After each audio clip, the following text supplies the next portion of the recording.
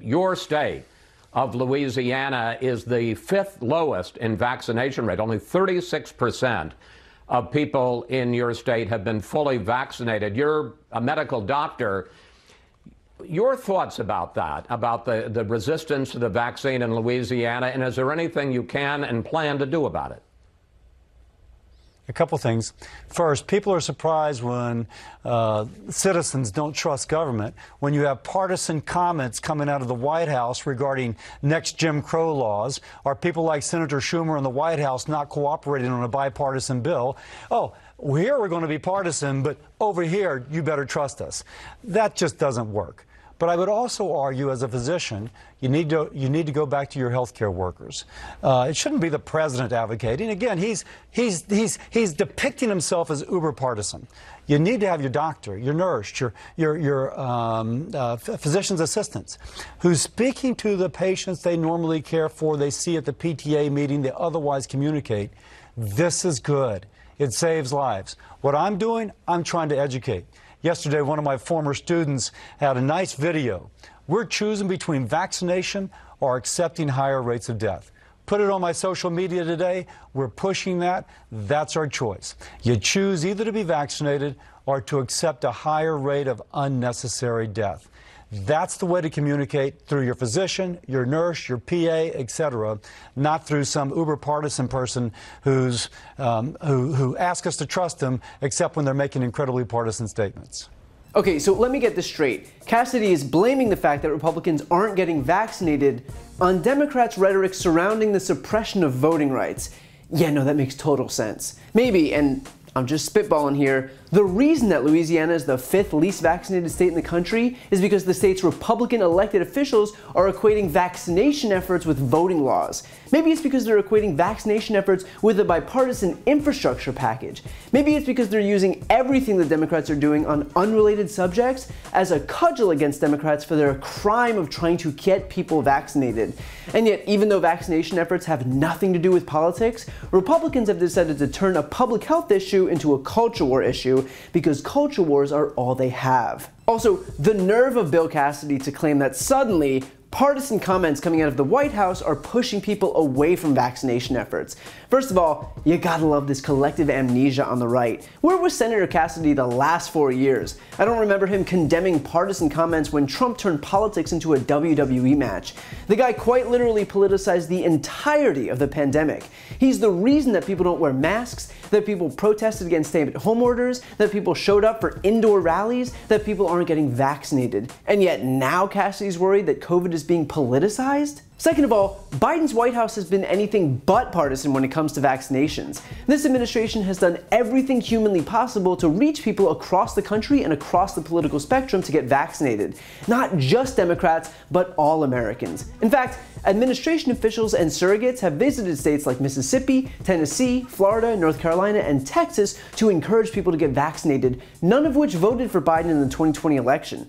Compare that to Trump only visiting natural disaster sites in states that voted for him, and then let's have a conversation about which administration is trafficking in partisanship, even as lives hang in the balance. And finally, the suggestion here is that no one will trust politicians on any public health matters so long as they make any partisan statement. But that's ridiculous, considering politics is partisan. So basically he's saying that as soon as a politician says anything partisan, which is inherently everything, then they can no longer be trusted on any matters of public health.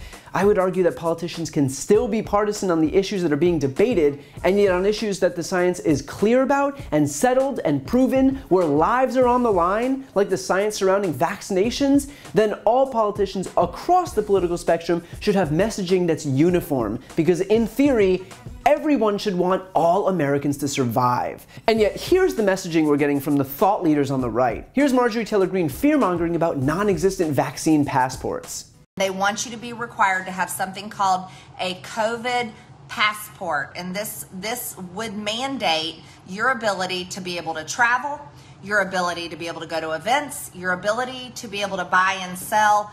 And I asked the question earlier today, is this something like Biden's mark of the beast? Because that is really disturbing. Here's Tucker Carlson comparing vaccination efforts to forced sterilization.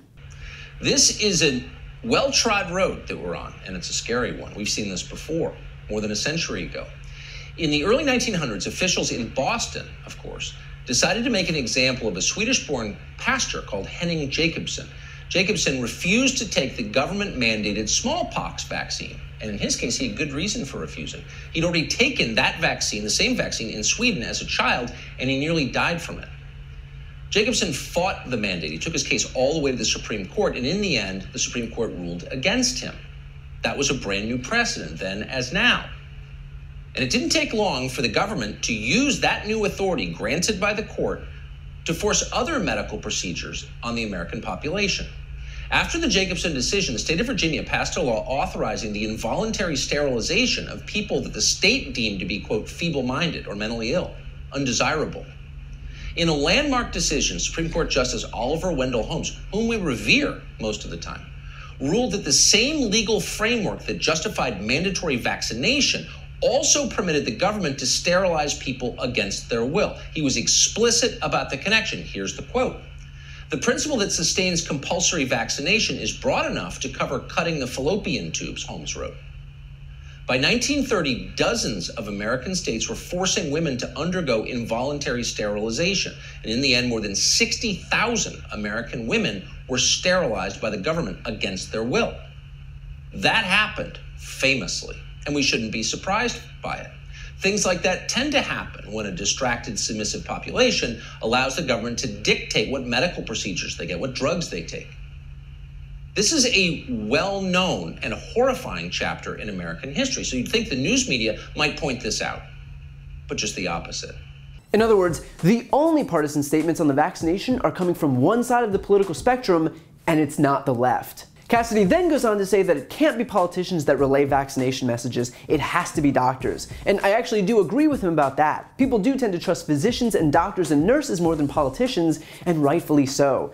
But by that same token, look at how the right has vilified Dr. Fauci, who I should remind you is the nation's premier immunologist, who also serves as the director of the U.S. National Institute of Allergy and Infectious Diseases, a position he's held for almost 40 years. He successfully led the U.S. through a number of pandemics, including H1N1, SARS, West Nile, Ebola, and Zika. To challenge his credentials is absurd, and yet the right has turned him into such a boogeyman that he's effectively radioactive now. So when Cassidy says to trust the doctors, he should probably acknowledge what his own party does to the doctors that we should trust most of all. The fact is this: we're now at the point where unvaccinated Americans are being hospitalized and dying at a rate of 99-1 compared to those with the vaccines.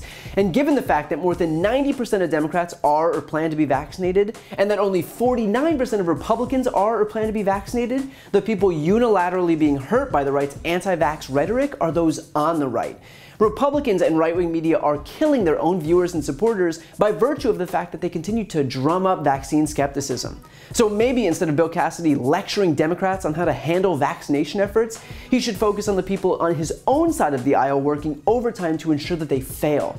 Because it'd be nice if the leaders on the right were even half as interested in keeping their own supporters alive as the rest of us are.